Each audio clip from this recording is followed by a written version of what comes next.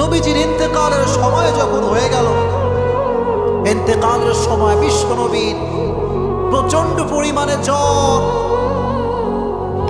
আমার নবীজি জ্বরের কারণে কাতরাচ্ছে, পাগলের মতো এদিক হয় এদিক হয়, একবার ডান দিকে যায়, আবার নবী বাম কাত হয়ে যায়। আমার নবী কোথাও শান্তি পায় না। ইন্তেকালের দিনে জিবরাইল আলাইহিস সালাম ফজরের নামাজের সময় আসছে। ফজরের নামাজের পরে প্রবেশ করে বলছে, ইয়া রাসূলুল্লাহ, ইয়া হাবিবাল্লাহ, কেমন আছেন আপনি রাসূলুল্লাহ? ইয়া রাসূলুল্লাহ, আপনি কেমন আছেন? আল্লাহর হাবিব বললেন, জিবরাইল, আমি বেশি একটা ভালো নাই, আমি বেশি একটা ভালো নাই, কারণ আমার পুরো শরীরটা জ্বরে আমি পাগল হয়ে যাচ্ছি, অজ্ঞান হয়ে যাব। জিবরাইল বললেন, ইয়া রাসূলুল্লাহ, আজকে একজন ফেরেশতা আসছে।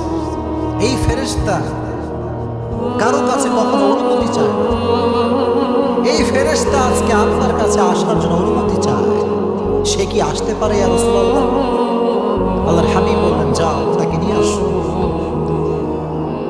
মালাকুল মউত আসছে, ইসরাঈল এসে বলছে, আসসালামু আলাইকুম ওয়া রাহমাতুল্লাহ। রাসূল আপনাকে সালাম, আপনাকে সালাম, ইয়া রাসূলুল্লাহ, ইয়া হাবিবাল্লাহ, আপনাকে সালাম।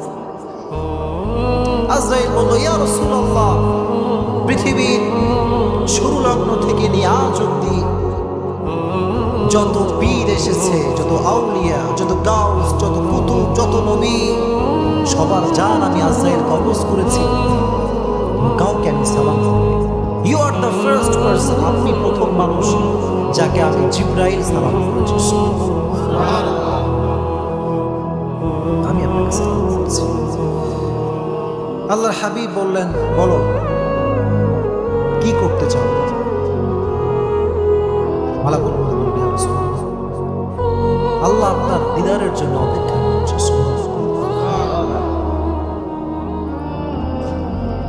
মালাকুল মউত বললেন, ইয়া রাসূলুল্লাহ, তবে একটা কথা আপনাকে আমি অবগত করতে চাই।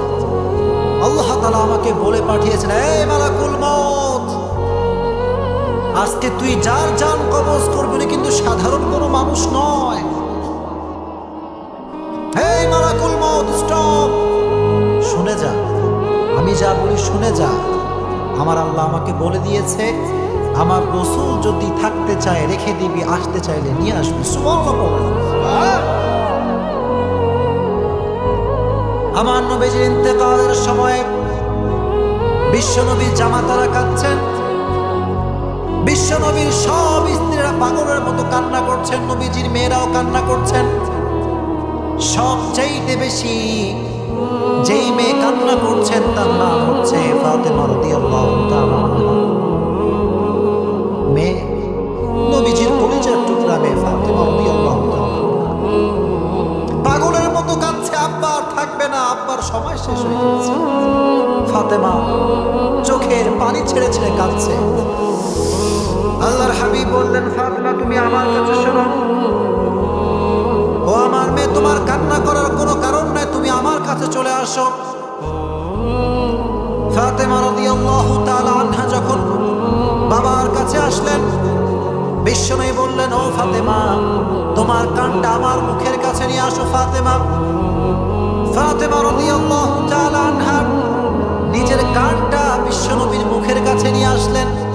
আমার নবী কি যেন বললেন, আস্তে আস্তে কি যেন বললেন। ফাতেমা পাগলের মতো কাঁদছিল। ফাতেমা চুপ হয়ে গেল। হঠাৎ করে ফাতেমা সাইলেন্ট, একদম চুপ। আম্মা জান আয়েশা রাদিয়াল্লাহু তাআলা আনহা দূর থেকে এটা দেখছেন যে বাবা মেয়ের মধ্যে কথা হচ্ছে। বাবা মেয়েকে কি যেন বললো, আর মেয়ে চুপ হয়ে গেল। ফাতেমা চুপ হয়ে গেছে, আর কোনো কান্না নাই। আয়েশা রাদিয়াল্লাহু তাআলা আনহা ডাকলেন, এই ফাতেমা, শোনো, তোমার বাবা তোমার কানে কানে কি বলেছে আমাকে একটু বলো, কি বলেছে বলো। ফাতেমা রাদিয়াল্লাহু তাআলা আনহা বললেন, আমার বাবা আমার কানে কানে এই কথা বলেছে, ফাতেমা তুমি কেঁদো না, কারণ আমি বাবা হিসেবে আমার মেয়ের চোখের পানি সহ্য করতে পারি না। তুমি কেঁদো না ফাতেমা, টেনশন করো না, আমি মৃত্যুর পরে, আমার মৃত্যুর পরে সর্বপ্রথম সাক্ষাৎ ফাতেমা আমার তোমার সঙ্গেই হবে। সুবহানাল্লাহ। ফাতেমা রাদিয়াল্লাহু তাআলা আনহা টের পেয়ে গিয়েছেন যে আমার বাবার পরে সবচেয়ে সবার পূর্বে যার ইন্তেকাল হবে সেই হচ্ছে আমি ফাতেমা রাদিয়াল্লাহু তাআলা আনহা। সুবহানাল্লাহ। ফাতেমা চুপ হয়ে গেছে। আজরাইল যখন বলছে ইয়া রাসূল জান কবজ করার সময় হয়ে গেছে, কি করবেন করুন। বিশ্বনবী বললেন যে আমার স্ত্রীকে ডাকো, আয়েশা, আমি আমার বউয়ের সঙ্গে শেষ কথা বলছি। নবীজি মারা যাবে, বলছে আয়েশাকে ডাকো, আমার বউকে ডাকো, স্ত্রীকে ডাকো।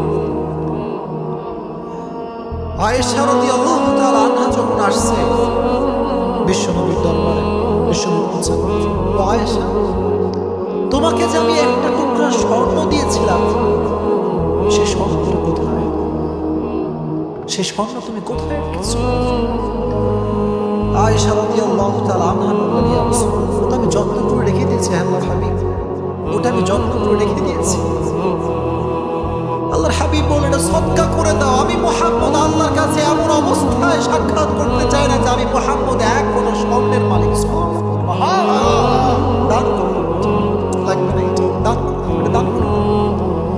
একটা স্বর্ণের মালিক আমি মুহাম্মদ, এই অবস্থায় আমি আল্লাহর সঙ্গে দিদার লাভ করতে চাই না, দান করে দাও। ওমর ফারুক রাদিয়াল্লাহু তাআলা আনহু একবার বিশ্বনবীর ঘরে আসলেন, এসে দেখলেন দো জাহানের সর্দার, দো জাহানের বাদশাহ, দুনিয়ার বাদশাহ, আখিরাতের বাদশাহ ঘরের ভিতরে শুয়ে আছে। বিশ্বনবীর ঘরটা কেমন আমি একটু বলে দেই, আপনারা শোনেন। ধৈর্য কারে বলে একটু শোনেন, তাকওয়া কারে বলে একটু শোনেন। And try to feel this matter and try to think about this matter. একটু ভাবেন না। ওমর এসে অবাক হয়ে গেল, আল্লাহর হাবিব শুয়ে আছেন, কোনো খাট নাই,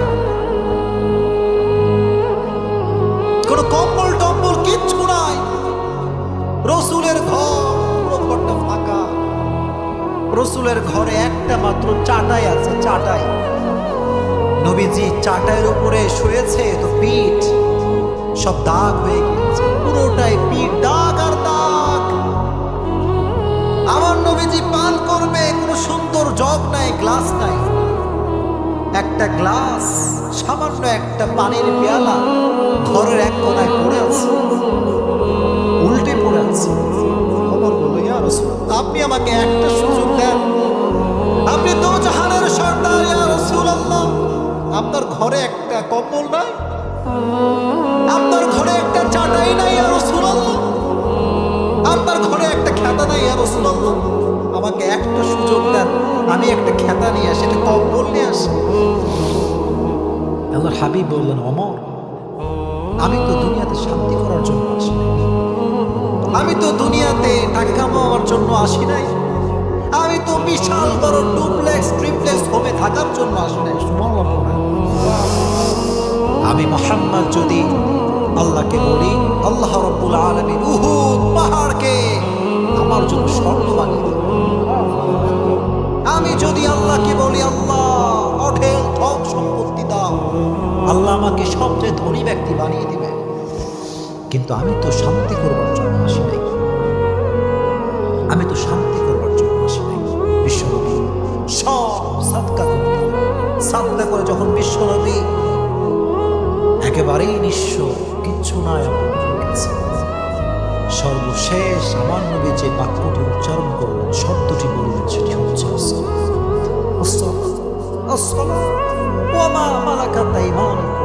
উম্মতেরা নামাজ, নামাজ, নামাজ, যাই করো আর তাই করো, নামাজটাকে ছেড়ে দিও। আমি এই যে আপনাদের কাছে দুটো হাত যুবকদেরকে বলছি, যুবক, আল্লাহর কসম একবার, আল্লাহর কসম দুইবার, আল্লাহর কসম তিনবার, তুমি নামাজকে বাদ দিয়ে পৃথিবীর কোথাও শান্তি খুঁজবা, আল্লাহর কসম, আল্লাহর জন্য তুমি কোথাও শান্তি পাবা না। চিল্লায় কও ঠিক কিনা? কোথাও শান্তি নামাজটা পড়ো, ওযু করো, একটা বার আল্লাহর সেজদা দাও। ওই একটা সেজদা তোমার জীবনের সমস্ত দুঃখ কষ্ট ভুলিয়ে দিবে। সুবহানাল্লাহ। ফাসজুদ ওয়াক্তারিব, prostrate and get closer to your Lord. সেজদায় নত হয়ে যান, সবচেয়ে নিকটে যাবেন একজনের কাছে থেকে। আজরাইল বলল, ইয়া রাসূলুল্লাহ, এবার কি হবে রাসূলুল্লাহ? আল্লাহর হাবিব বললেন, এবার আমি তোমাকে অনুমতি দিচ্ছি, তুমি আমার রূহটাকে কবজ করো, রূহটাকে কবজ করো। আল্লাহর হাবিব সর্বশেষ সময়ে পরিবারের কথা বলতে পারতেন, হাসান হোসেনের কথা বলতে পারতেন। আমার নবীজি চাইলে স্ত্রীর কথা বলতে পারতেন যে আমার স্ত্রী, তোমাদের ওখানে টাকা আছে, অমুক জায়গায় জমি আছে, নিয়ে নিও না। সর্বশেষ সময় নবীজি উম্মতকে ভুলে নাই। আর আজকে সেই নবীর উম্মত হয়ে আমরা এক ওয়াক্ত নামাজ পড়তে চাই না, ছেলে ঠিক না? আজকে ওই নবীর উম্মত হয়ে যুবক একটা মেয়ের জন্য দায়টাকে দৈনন্দিন 3 বার শেভ করে, ছেলে ঠিক না? যুবক, আমি তো তোমাকে অলওয়েজ মোটিভেট করি, যদি তোমাকে কোনো মেয়ে দাড়ি রেখে পছন্দ করতে না চায় যুবক, আল্লাহর কসম ওই মেয়ে তোমার বউ হওয়ার যোগ্যতা রাখে না। যদি তোমাকে কোনো মেয়ে 5 ওয়াক্ত নামাজ রেখে পছন্দ করতে না চায়, আল্লাহর কসম ওই মেয়ে তোমার বাড়ির সদস্য হওয়ার যোগ্যতা রাখে না। জীবন থাক আর না থাক, দাড়ি আজ থেকে রাখবা তো ইনশাআল্লাহ। সব যুবকরা হাত তুলো। Raise your hand. Fast, very fast. Raise your hand. বলো হুজুর। আওয়াজ নাই, জোরে কও হুজুর। আজ থেকে 5 ওয়াক্ত নামাজ বা জামাত আদায় করব ইনশাআল্লাহ। আজ থেকে আমি আমার দাড়ি রাখব, জোরে কও ইনশাআল্লাহ। আচ্ছা কত, এই যে আমি দাড়ি রাখছি, আমার কি খ্যাত লাগে? খ্যাত লাগে? আমার কি আনস্মার্ট লাগে নাকি স্মার্ট লাগে? লাগবে, স্মার্ট লাগবে, কারণ আমার নবীর দাড়ি ছিল। জোরে কও ছিল কি ছিল না? He was the most smart personality in the world. As a father, as a teacher, as a lawyer, as a commander, as a messenger, as a reformer of the society, Muhammad is the superman of the world. বাবা হিসেবে, নেতা হিসেবে, সমাজ সংস্কারক হিসেবে আমার নবীকে গোটা বিশ্বের জন্য সুপারম্যান করে পাঠিয়েছে একজন, তিনি কে? ধৈর্য ধারণ করে দাঁড়িয়ে রাখবা। কে কি বললো, you don't care about anyone's comment. কথা কম ঠিক না?